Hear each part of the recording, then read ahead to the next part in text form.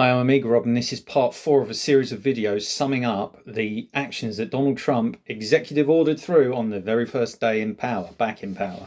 So now we're going to look at diversity and gender, and very hot topic, the transgender peoples.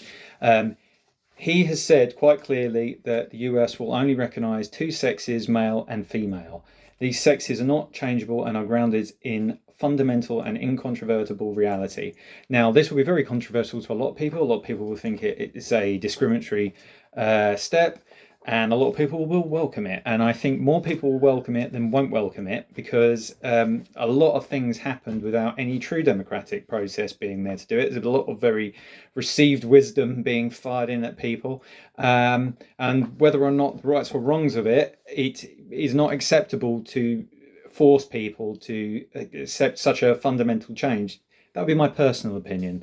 And I think whatever will come of this is that the changes that had been enacted through the back door and interpretation and not imposing actual laws will now have to be worked towards via democratic means.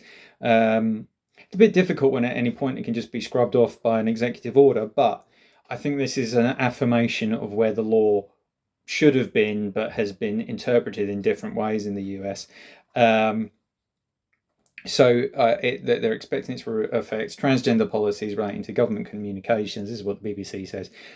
Civil rights protections, federal funding, as well as prisons. It will affect official documents like passports and visas. Well, the time has come for that. I think we'll see what happens.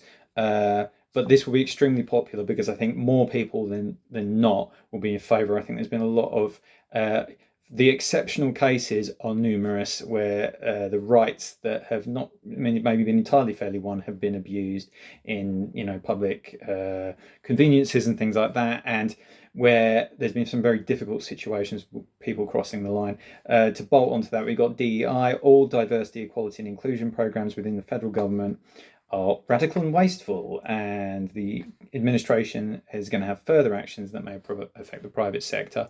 I think this is going to be welcomed by a lot of people. I think DEI, we have seen basically affect it's prejudicial the way it's applied in many businesses and organizations and structures of public office and civil service, and I think this is all going to be welcomed by the silent majority of people.